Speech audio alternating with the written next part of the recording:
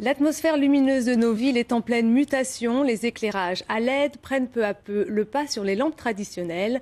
Pour plus de confort et moins de consommation d'énergie, il faut donc aujourd'hui de nouvelles compétences. Et c'est dans l'agglomération lyonnaise qu'elles sont nées. Sylvie Adam et Laure Crozat.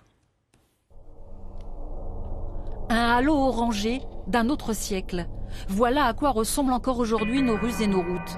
Le sodium, vétuste et énergivore. Mais depuis quelques années, la technologie LED métamorphose le paysage urbain.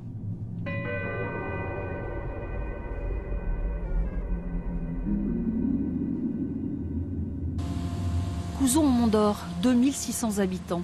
Depuis 2007, la commune renouvelle ses sources lumineuses. Dans cette rue, les ampoules de 150 watts ont été remplacées par des LED de 50 watts. Économie d'énergie et maintenance minimale. Sur ce type de LED, on a très peu d'interventions à faire, si ce n'est qu'en cas de surintensité, en cas d'orage. Là, on est protégé par un parafoudre et dans ce cas-là, c'est lui qui grille avant de faire griller la platine électronique.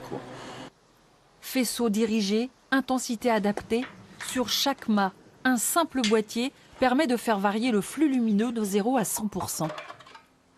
Éclairer juste, c'est éclairer au bon endroit, juste ce qu'il faut et avec le moins de puissance possible. La commune a délégué au Cigerli, syndicat intercommunal d'énergie à la carte, la gestion de l'éclairage. En 3 ans, la consommation a baissé de 16% avec 100 candélabres supplémentaires. Et sur chaque luminaire, on a un dispositif qui nous permet d'abaisser la puissance d'environ 22h à 5h du matin. On doit réaliser une économie de 700 € pour cette rue, uniquement pour cette rue. Donc 700 € sur une distance qui fait même pas 600 mètres, donc c'est assez intéressant. Dans 2 ans, plus aucune lampe traditionnelle ne sera fabriquée. La généralisation et la maîtrise des diodes électroluminescentes est un enjeu majeur au cœur des discussions du Forum LED Europe. Ce rendez-vous de toute la filière éclairage s'est tenu à Lyon cette semaine. En France, 75% de l'équipement est obsolète. Les économies à réaliser sont considérables.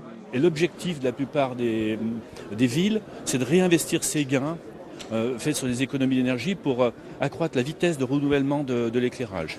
Né à Lyon, le cluster Lumière, réseau de compétences, a favorisé la mise en place de normes internationales et de contrôles qualité performants.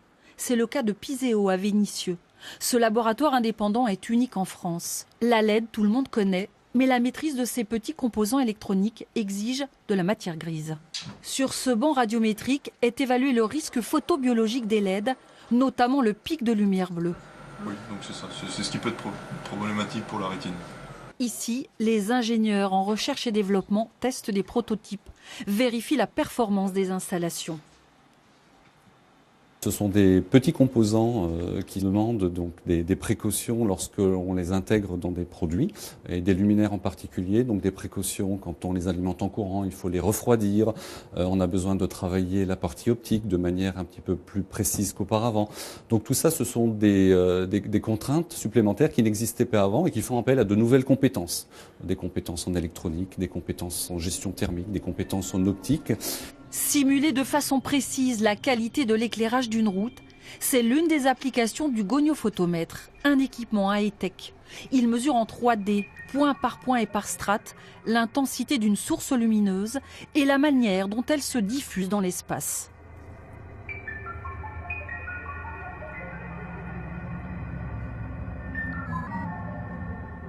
Quand la technologie permet de donner de la beauté au LED, et imaginer autrement la nuit.